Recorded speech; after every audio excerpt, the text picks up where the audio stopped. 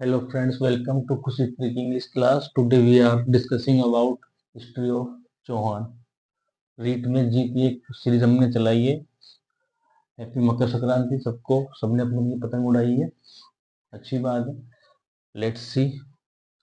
चौहानों का इतिहास. सांबर अजमेर के चौहान, यानी कि अजमेर का है मेन तो वैसे, पर सांबर से ही इनका स्टार्ट होता है. तो पहले सांबर के कुछ शासक हुए, उनको पढ़ेंगे, फिर अजमेर को, फिर जालोर, फिर रणथंभौर और फिर सिरोही. जहाँ जहाँ भी चौहानों का इतिहास था या चौहानों का राज्य था वहाँ पढ़ेंगे अपन. तो सबसे पहले वासुदेव चौहान, जिन्होंने 551 में सांबर, जिसको सपाद लक्ष्मी बोलते हैं, क्योंकि सांबर के चारों ओर ये राज्य था, इसलिए इसको सपाद लक्ष्मी बोलते हैं. और वासुदेव चौहान ने यहाँ की स्थापना करके फिर अहिच्छत्रपुर को राजधानी बनाया. यानी अहिच्छत्रपुर पहले नागौर को ही बोलते थे, तो उसको उसने राजधानी बनाया. नागौर के आसपास ये सांबर झील, वहां पे इसने स्थापना की थी. इसके बाद सामंतराज 817 में बनता है. फिर इसके बाद नरपराज, जयराज, चंद्रराज फर्स्ट, गोपेंद्र राज, गुवक फर्स्ट, जो नागभट्ट सेकंड का सामंत था. नागभट्ट सेकंड जो प्रतिहार जिनका दिल्ली में शासन हुआ करता था. तो प्रारंभ में ऐसा कहते हैं कि चौहान सभी प्रतिहारों के सामंत हुआ करते थे. ये गुवक फर्स्ट जो नागभट्ट सेकंड का सामंत था, इसने ही पहली बार जो है स्वतंत्र चौहान राज्य की स्थापना की. मतलब इसके बाद के राजा फिर चौहानों के जो राजा थे वो प्रतिहारों के सामंत नहीं हुआ करते थे. मतलब प्रतिहार स्वतंत्र हो गए, फिर ये अपने ही राज्यों को स्थापित करते गए. गुवक फर्स्ट प्रथम था, जिसने हर्षनाथ मंदिर सीकर का निर्माण करवाया. फिर चंद्रराज सेकंड, गुवक सेकंड जो अपनी बहन की शादी कन्नौज के प्रतिहार राजा भोजराज, जो बहुत बड़े राजा हुए थे प्रतिहारों के, उससे शादी करता है अपनी बहन की, ताकि इसकी शक्ति बढ़ सके. गुवक सेकंड. फिर इसका पुत्र है चंदनराज, जिसने दिल्ली के तोमर शासकों को हराया. तो इस तरह से धीरे धीरे चौहानों ने दिल्ली के शासकों को हराना भी स्टार्ट कर दिया, उनसे रिश्ते बनाने स्टार्ट कर दिए. मतलब पहले तो सामंत ही थे, अब धीरे धीरे अपनी शक्ति बढ़ा रहे हैं. चंदन राज की रानी थी रुद्राणी, जिसने जो कि योग क्रिया में निपुण थी, और वो शिव भक्ति जो पुष्कर में हमेशा रोज 1000 दीपक जलाया करती थी. फिर वाघपति राज फर्स्ट बना, विंध्यराज बना, सिंहराज बना, जो देवपाल का सामंत हुआ करता था दिल्ली के सिंहराज. जड़गेराज सेकंड जो 956 में बना, इसने गुजरात के अनहिलवाड़ा पाटन के मूलराज फर्स्ट को हराया था. और हर्षनाथ शिलालेख 973 का भी इसी के समय का है, क्योंकि 973 है, 956 में बनता है. और बड़ोच गुजरात में कुलदेवी आशापुरा माता का मंदिर बनाता है. तो चौहानों की कुलदेवी आशापुरा माता ही थी. फिर दुर्लभलाल सेकंड जो नाडोल के महेंद्र चौहान को हराता है. और गोविंदराज थर्ड, फिर वाघपति राज सेकंड का पुत्र लक्ष्मण जो है नाडोल में चौहान वंश की स्थापना करता है 960 में. तो अभी थोड़ी देर बाद में अपन इसको थोड़ा अच्छे से पढ़ लेंगे, नाडोल शाखा को. दुर्लभराज थर्ड गुजरात के राजा को कर्ण के साथ में युद्ध किया. दुर्लभराज थर्ड ने 1079 में.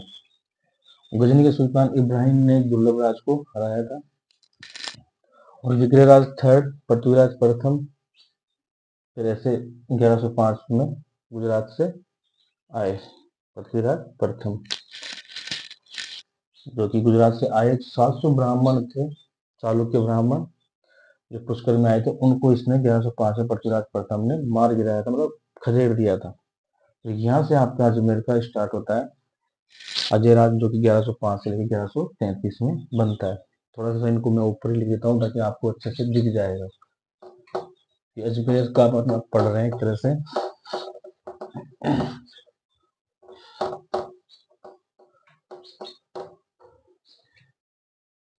अजयराज 1105 से लेके 1133, और 1113 में अजमेर की स्थापना करता है. और गठरी पहाड़ी पर अजमेर दुर्ग का या तारागढ़ दुर्ग का निर्माण करता है. फिर अर्णोराज बनता है 1133 से लेके 1155, जो कि अजयराज का पुत्र होता है। इसने आना सागर झील का निर्माण करवाया 1135 से 1137 तक। फिर बिसल देव, जिसको विग्रहराज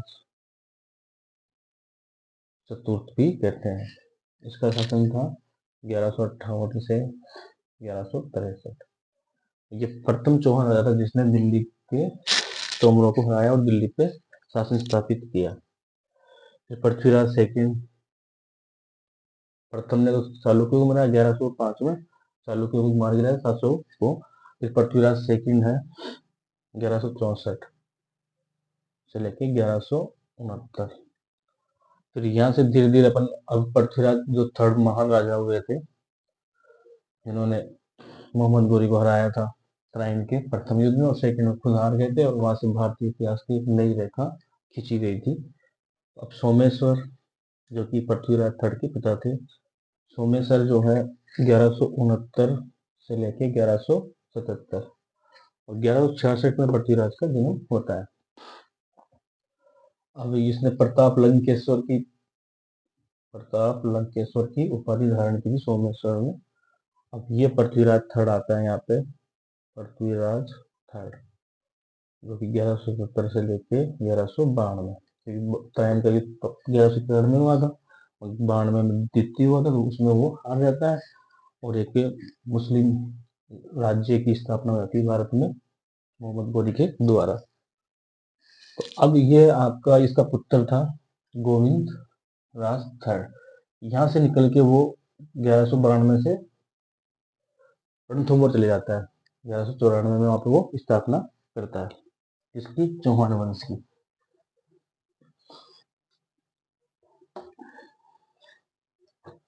तो अब यहाँ से अपन अब रणथंभौर में निकल रहे हैं।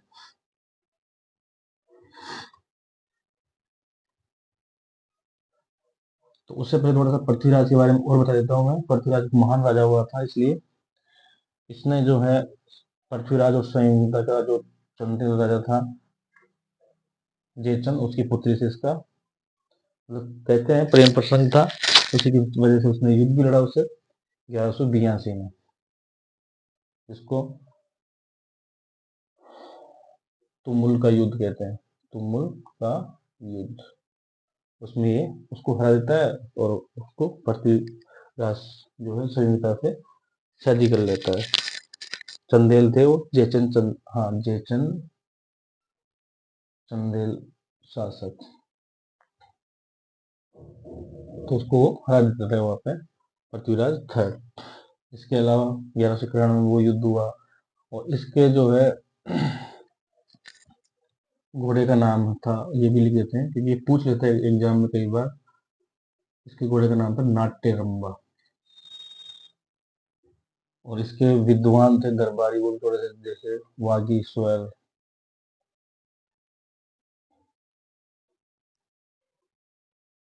वागपति,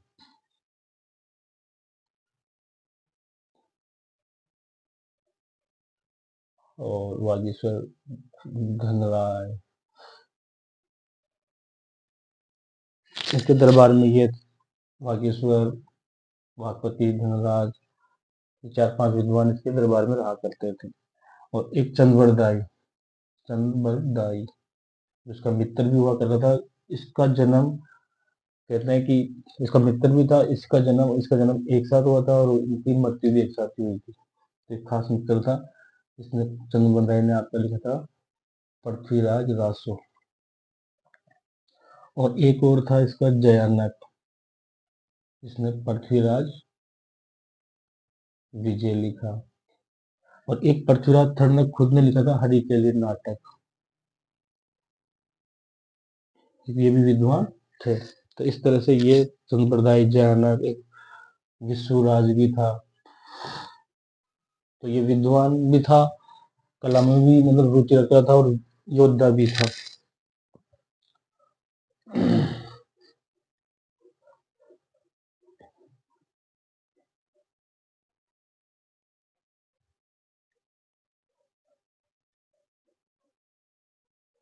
और इसका सेनापति था भूमनमल।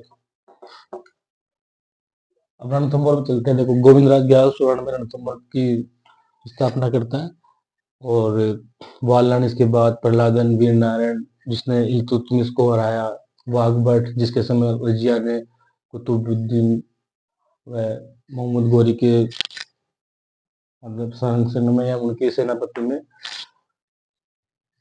वाघभट पे आक्रमण किया था, तो उसने इसको खदेड़ दिया था वाघभट ने इनको। जेतर सिंह जिसने 32 सालों तक शासन किया, हमीरदेव के पिता थे। बाद में हमीरदेव ने 32 की मुल्क छतरी बनाई थी, और हमीरदेव 1282 से लेकर 1301 तक वहां पे रहते हैं। फिर वो जोर होता है, रानी पद्मिनी जो है जोर करती है 1301 में, जब वो अलाउद्दीन खिलजी आता है। इस तरह से रणथंभौर का हो गया। अब चलते हैं अपन जालोर। थोड़ा सा एक बार नाडोल सागा को देख लेते हैं जो 960 में था। ये रहा। तो देखो इसने आशापुरा माता का मंदिर बनाया और दुर्ग का निर्माण कराया आयड़ा, और 983 में मट्टी हो गई। 960 में स्थापना की, आशापुरा माता का मंदिर बनाया नाडोल में, दुर्ग का निर्माण कराया, आयोडा का तालाब बनाया। फिर उसके बाद में 983 में शोभित बनता है 1024 तक, जो मान परिहार को रहता है, मान वहां से ले लेता है। इसके बाद में जालोर आते हैं अपन। जालोर की स्थापना कीर्तिपाल ने 1181 में की थी और 1182 तक शासन करता है। तो कीर्ति उसने एक साल में अर्जित कर ली, जैसे याद कर सकते हो। सुमन सिंह 1182 से लेकर 1205, उदय सिंह 1205 से 1257, इसने 1228 में इल्तुतमिश को हराया था। हराया क्या मतलब, खदेड़ दिया था एक तरह से, हार मनवा ली थी, संधि कर ली थी। 1254 में फिर दिल्ली के एक और सुल्तान थे नसरुद्दीन, जिसको हराया इसने। चाचिंग देव 1257 से लेकर 1282, सामन सिंह 1282 से लेकर 1305। फिर कानड़ देव एक बड़ा राजा हुआ था 1305 से लेकर 1311। इसके समय फिर केसरिया हुआ, जोर हुआ। इसका बेटा था वीरम देव और इसकी बेटी, इसके अलाउद्दीन की बेटी थी फिरोजा। उन दोनों के लिए प्रेम प्रसन्न था, इस कारण ये युद्ध हुआ। सबसे पहले एक बार 1305 में जब अलाउद्दीन गुजरात जा रहा था, तो इसके कुछ सेनापतियों ने इसका रास्ता रोका था। तो तब तो अलाउद्दीन चला गया था, पर उसके दिमाग में बैठी हुई थी कि भाई इसने मेरा रास्ता रोका है, तो इसको हराएंगे। फिर 1308 में आक्रमण किया सिवाना पर, जो जालोर के पास में था। तो सबसे पहले सिवाना दुर्ग को जीत के और अपने सेनापति कमालुद्दीन दुर्ग को सौंप दिया अलाउद्दीन खिलजी ने। फिर इसके बाद में मुल्क मुल्तानी के सेनापतित्व में 1311 में ये आक्रमण करता है। मुल्क मुल्तानी इसका सेनापति था अलाउद्दीन का दूसरा। क्योंकि पहले तो कमालुद्दीन गुरुक के समय आक्रमण किया 1305 में, फिर 1308 में। 1305 में जब तो केवल ऐसे छोटी मोटी मतलब मतभेद ही हुए थे, सिवाना का दुर्ग उसको सौंप दिया था कमालुद्दीन गुरुक को। लेकिन जब 1311 में आक्रमण किया, जब मुल्क मुल्तानी इसका सेनापति हुआ करता था, उसके सेनापतित्व में आक्रमण किया और कानड़ देव को और कहते हैं वीरम देव को मार गिराया और यहाँ पे अधिकार कर लिया था, और केसरी हुआ और जौहर हुआ। अब सिरोही का इतिहास 1311 में, तो यहाँ से ये सारा खत्म होती है और फिर ये सिरोही की तरफ चली जाती है। यहाँ से भगा दिया, राव लुम्बा वहां से आके जालोर से आता, क्योंकि जालोर सिरोही पहले एक ही था और जालोर के उसमें ही था ये सिरोही अंदर में। तो राव लुम्बा संस्थापक है, देवड़ा शाखा यहाँ पे शासन करती है। तो सिरोही का प्राचीन नाम अर्बुद प्रदेश भी कहते हैं, शिवपुरी भी, और देवनगरी भी, और चंद्रावती भी कहते हैं। तो इस राव लुम्बा ने 1320 में अचलेश्वर मंदिर यानी कि महादेव मंदिर, जो कि माउंट आबू जब अपन जाते हैं तो रास्ते में आता है, अर्बुदा देवी, अचलेश्वर महादेव, तो इसका निर्माण करवाया और 1330 में इसकी मृत्यु हो जाती है। फिर शिव भक्त एक शासक बनते हैं 1392 से 1424। तो 1405 में शिवपुरी बसाया इसने, शिवभान ने 1405 में शिवपुरी नगर बसाया और श्रीनुआ की पहाड़ी पर दुर्ग बनाया, यानी शिवभान ने। तो सिरोही दुर्ग भी शिवभान ने बनाया और सिरोही नगर भी इसने बसाया। फिर एक सहसमल होते हैं जिसने 1424 1451 तक शासन किया। तो शिवपुरी तो उसने बसाया था शिवभान ने, और सिरोही बसाया किसने, आपके सहसमल ने। तो राणा कुंभा ने सहसमल को हराकर अचलगढ़ दुर्ग का निर्माण करवाया। सिरोही दुर्ग है, अचलगढ़ दुर्ग है, तो ये महाराणा कुंभा ने जब 84 में से 32 दुर्ग बनाए थे, तो बसंतगढ़ का दुर्ग, अचलगढ़ का दुर्ग और ये कुंभलगढ़ का दुर्ग गुजरात से आक्रमण करने वालों की रक्षा के लिए आया था। तो लाखा 1451 से 1483, फिर जगमाल 1483 से 1583। जगमाल को ऐसे याद करते थे कि 1583 में आपका जुत्ताड़ी का युद्ध हुआ था, जिसमें महाराणा प्रताप का भाई जगमाल आता है और यहाँ पे हार जाता है। कहते हैं कि अकबर यहाँ पे मेवाड़ में महाराणा प्रताप से हारा था, या फिर इधर सुल्तान देवड़ा से हारा था पूरे भारत में। इसको उस जगमाल से रिलेट करते हैं, जगमाल उधर भी हुआ था, जगमाल इधर भी हुआ था। तो वो 100 साल पहले मान लो तरह से, क्योंकि 1483 इधर 1583। तो फिर आगे था और आगे रहेगा, तो उसने हराया था जगमाल को। फिर अक्षयराज हुआ 1583 से लेकर 1533, राय सिंह 33 से लेकर 34। राय सिंह 1 साल ही शासन किया। और ये राय सिंह जैसे भी आप कह सकते हैं कि राय सिंह इस जगमाल के समय यहाँ पे आया भी था। दत्तानी का जब युद्ध हुआ था उससे पहले राय सिंह को अकबर ने भेजा था, तो राय सिंह ने यहाँ पे अधिकार कर लिया था और आधे सिरोही को जगमाल को सौंप दिया था। फिर पूरा सिरोही लेना चाहता था जगमाल, महाराणा प्रताप का भाई, तब वो युद्ध करने आया था अकबर की सेना लेके। तब सुल्तान देवड़ा थे 1571 में 1610 तक। तो सुल्तान देवड़ा ने इसको हरा दिया था, उसको मार दिया था जगमाल को, महाराणा प्रताप के भाई को। तो अकबर की बहुत बुरी बेइज्जती हुई, क्योंकि अकबर या तो महाराणा प्रताप से हारा हल्दीघाटी के युद्ध में, या फिर गुप्तानी का युद्ध, बहुत विश्व प्रसिद्ध युद्ध है, जिसमें सुल्तान देवड़ा ने अपनी बहादुरी से जगमाल को हरा दिया और अकबर को हरा दिया। फिर है लास्ट में शिव सिंह 1832, इसने 11 सितंबर 1832 को 11 सितंबर 1818 को अंग्रेजों से संधि कर ली। शासन था इसका 32 तक, 1818 से लेकर 1832। 11 सितंबर 1818 में अंग्रेजों से संधि कर ली इसने, शिव सिंह ने। अब आगे और भी है, सुल्तान के बाद में कौन कौन बने थे देखो। ये राय सिंह सेकंड, अखीराज सेकंड, उदयवान, बेरीसाल, छत्रसाल, सुल्तान सेकंड, क्योंकि सुल्तान सेकंड भी हुए थे। मान सिंह, पृथ्वीराज, जगत सिंह, बेरीसाल, उदयभान सेकंड, ये सब बने थे। इसके बाद रायपाल, ये तो फिर इसके बाद में बने थे आपके शोभित के बाद में। कहाँ पे? आपके जालोर में। देखो कौन कौन बने थे, रायपाल, बालन, अल्हण, कल्हण, आसराज, रतनपाल, कटुदेव, इनके बस नाम याद। बलिराज, जैन, परमार, मुझ भराया बलिराज ने, जो सूंदा मता अभिलेख में मिलता है। ये जालोर की बात हो रही है यहाँ से। ये सुल्तान देवड़ा की बात के साथ यहाँ तक ही है। उदयमान, बेरीसाल, छत्रसाल, सुल्तान सेकंड, मानसिंह, पृथ्वीराज, जगत सिंह, बेरीसाल और उदयभद्र सेकंड। इन जो रायपाल और ये आल्हण, कल्हण, आसराज, रतनपाल, कटुदेव, जैन सिंह, बलिराज, परमार मुझ को हराया, सूंदा अभिलेख में ये बात है। महेंद्र, अहिल, बाल प्रसाद, जयेंद्र राज, पृथ्वीपाल और जोजत सिंह, और ये इसने आशापुर माता का मंदिर बनवाया, ये हो ही गया था। तो ये सब कहाँ के हैं? आपके नाडोल शाखा के हैं। अब इसके बाद में कुछ राजा बच रहे थे 1832 तक। कौन हो गया? शिव सिंह। तो सिरोही भी अच्छा राज्य था उस समय, क्योंकि इसने अकबर को हराया, जगमाल को हराया, महाराणा प्रताप के, तो इसमें अच्छे शासक भी हुए। देखो फिर उमेश सिंह बनता है 1832 से लेकर 1874। फिर केसरी सिंह बनता है आपके 1874 से लेके 1920। फिर स्वरूप सिंह बनता है 1920 से लेके 1946। फिर तेज सिंह भी बनता है 1946 से लेके 1950। फिर अभय सिंह बनता है 1950 से लेके आगे आज तक। इस तरह से सिरोही का राज्य भी आप याद कर सकते हो। इसको महाराणा प्रताप से भी लिंक कर सकते हो, सुल्तान देवड़ा को चंद्रसेन से लिंक कर सकते हो, मान सिंह से, राय सिंह से। तो ऐसे अब लगभग लगभग अपन सारे इतिहास पढ़ लिए, मतलब मेवाड़, मारवाड़, जयपुर, आपके अजमेर, भरतपुर, धौलपुर, कोटा, बूंदी।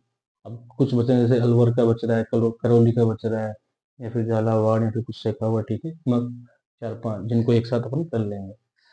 तो सब में आपने एक आइडिया देखा होगा, एक अनुभव किया होगा कि सारे राजाओं को अपन याद कर सकते हैं, क्योंकि लगभग रिपीट है नाम, उस नाम के राजा उसमें भी मिलते हैं, मेवाड़ में, मारवाड़ में, जयपुर में। तो उनको कंफ्यूजन नहीं होना, अपन सोचते हैं यार इस नाम से भी है राजा, उस नाम से भी राजा वहाँ पे है, यहाँ पे है, उनके सन कैसे याद करें। कुछ नहीं, जितने नाम के ज्यादा राजा होते हैं उतने ही वो जल्दी याद होते हैं, क्योंकि अपने को वो लिंक हो जाता है। अब स्वरूप सिंह को अपने को पता है मेवाड़ में है, अगर वो इस डेट के आसपास है तो अपने को ऐसे आ जाएगा। फिर तेज सिंह है, जैसे आपका मेवाड़ में भी है, मारवाड़ में, तो उसको लिंक कर सकते हैं। अभय सिंह जैसे मारवाड़ में था, तो यहाँ पे अभय सिंह को ऐसे याद कर सकते हैं, जैसे अभय सिंह था लगभग 1700 से लेकर 1730 तक था, क्योंकि वो, हाँ, लगभग इतना ही था। तो 1730 में वो घटना हुई थी, तो अब वो वहाँ पे हुई थी, तो अपन याद कर सकते हैं कि वहाँ पे वो एक पेड़ों की आजादी के लिए लड़ाई लड़ी गई और आंदोलन हुआ, यहाँ पे आजाद हो गए पर 1950 में, तो हो गया लिंक। स्वरूप सिंह जैसे वहाँ पे था, तो 1920 से 1946, तो ये भी स्वतंत्रता के लिए लड़ाई लड़ रहा है, क्योंकि 47 में आजाद हो गए, अपना एक स्वरूप प्रदान करना चाहता है। उमेश सिंह है जैसे 1832, ये 1857 क्रांति में ये यहाँ पे उमेश सिंह था सिरोही में, तो इसने उम्मीद जगाई ऐसे ही। और फिर जैसे केसरी सिंह है तो 1874 से लेकर 1920, इसने केसरिया कर लिया क्रांति के बाद, तो ऐसे याद कर लिया। Okay, best of luck REET में जिनका भी एग्जाम है 17 तारीख को। हालांकि करंट की मैराथन लेंगे जो आपको एग्जाम में करंट देगी, लेकिन फिर भी जितनी मैंने कोशिश की है आप लोगों के लिए, एक दो क्वेश्चन भी अगर हर स्लाइड से है, मान लो पूरी क्लासों में से 4-5 क्वेश्चन भी अगर आ जाते हैं, तो आपकी मेहनत सफल, मेरी मेहनत सफल, और मिलकर लड़ेंगे, मिलकर जीतेंगे। Best of luck.